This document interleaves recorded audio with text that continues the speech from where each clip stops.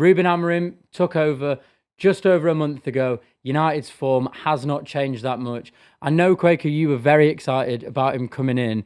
Things haven't changed on the pitch, though, have they? I would disagree. I would disagree adamantly. I think that if you look at Manchester United, of course, the performances aren't where they need to be.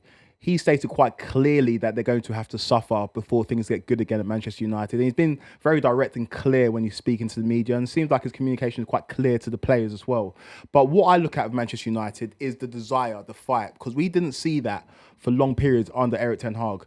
But they've played against their three biggest rivals away from home and haven't lost a game. They beat City at the Etihad.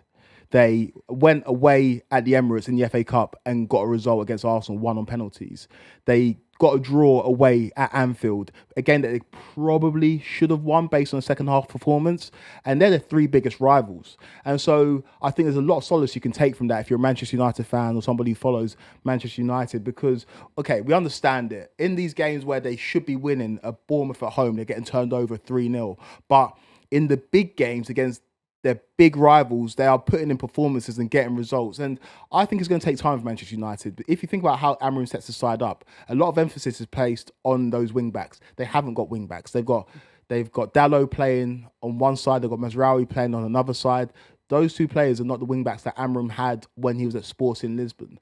And so I think that when he has his transfer window to get his players in, I'm not talking about January, I'm talking about the summer, then we'll see the real Manchester United. But in terms of performances, I definitely think there's a reason for Manchester United fans to be optimistic. And you mentioned about getting points from rivals, but United have always done that. They did that under Ten Hag. They won the FA Cup against Manchester City, against a rampant Man City team. Because Manchester United can do that. They have very good players. They have an over £1 billion squad. One thing I do really want to talk about when it comes to Manchester United is that I think maybe in my opening I'm a little bit harsh to Ruben Amorim, and I don't mean to be. What really frustrates me about Manchester United, and I think, and from speaking to a lot of people who are closely connected to the club, I think it started with the Alexis Sanchez transfer. They got him in on a free and they blew the wage structure. It was like £450,000 a week. Since then, I do not believe that players are playing for Manchester United for the right reasons. And I think it's frustrating when you see them turn up so well at Anfield and put in such an unbelievable performance. And then it just seems like they can't be bothered for the rest of the time. See, I would disagree. And I'll go through this Manchester United team, and they've settled on their best 11, I feel. Like I said, Diallo and Mazraoui at wing back. Then you've got De Ligt, Maguire, Martinez in their back three, who've been very good recently, again, in the big games. But I look at Amad Diallo. I think he plays for the shirt, or plays for the badge. I look at Bruno Fernandes. I look at a Højlund who is just not good enough. I think for some of the Man United players, some of them are just not good enough. And I don't think it's through the lack of trying. I just think they're not of the standard. They paid how much for Højlund after one half-decent season at Atalanta, and now he's expected to lead the line for Manchester United. His backup being Xerxes, who's not really a number 9 from Bologna after one good season, but they finished 5th in Serie A. I think there's a quality dearth at Manchester United as opposed to an attitude problem. But you talk about the quality dearth and you talk about Højlund and Xerxes. I think that's like 140 million between the two of them. Neither of them clearly good enough. Why do you think it's going to be any different? Why do you think just because Ruben Amorim is going to come in, he's going to be able to change the transfer policy? Which, let's be honest, Manchester United have brought in some fantastic players and they've brought in some less good players. And more often than not, since Ferguson has left, they've all underperformed. They've almost all of them, apart from maybe Bruno Fernandes, have got worse than what they were the season before they joined Manchester United. Why is Ruben Amorim going to change that? Because I don't believe he is. I think there's problems behind the scenes. I think managers are the most important person at a football club. You can talk about sporting directors and technical advisors. You can talk about ownership groups, but managers change the face of a football club.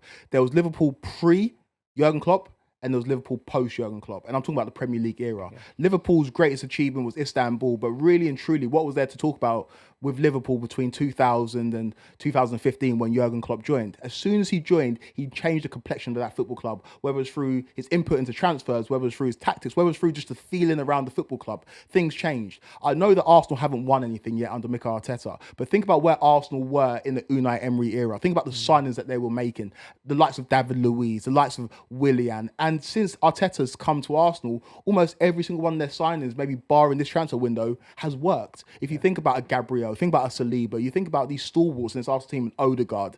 And I think a manager has a huge impact at a football club. And so I believe in Ruben Amorim because I think he's shown enough, not just in terms of his time at Sporting, but also the way that he communicates to the media.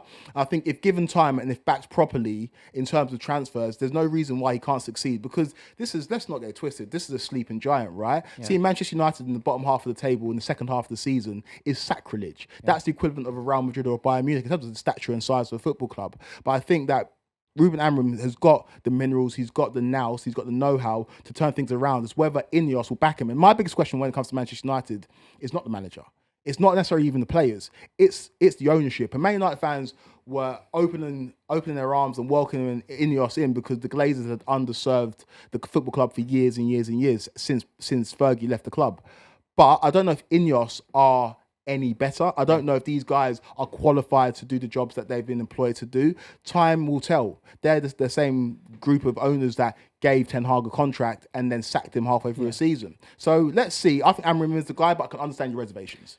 My reservations don't necessarily come from just Amorim himself, and I don't want people to just think that I'm just being negative about Man United because I'm a Man City fan. That's not really the case. I think we're trusting something in being positive about Amorim and expecting him to change it. We're trusting in something which has never worked before. We're trusting in an ownership group who, as you mentioned, gave Ten Hag a new contract after winning the FA Cup, after spending 2 months actively and in the media seeking a replacement for him, and then sacking him 6 months later when it clearly was never going to work. We're trusting an ownership group that are spending £500,000 on certain players' wages, but are cutting all of the backroom staff's funds for the staff party, meals for when they go into the training complex, like really like mean, unnecessary cost-saving measures. So we're trusting people who at the moment have not done anything right.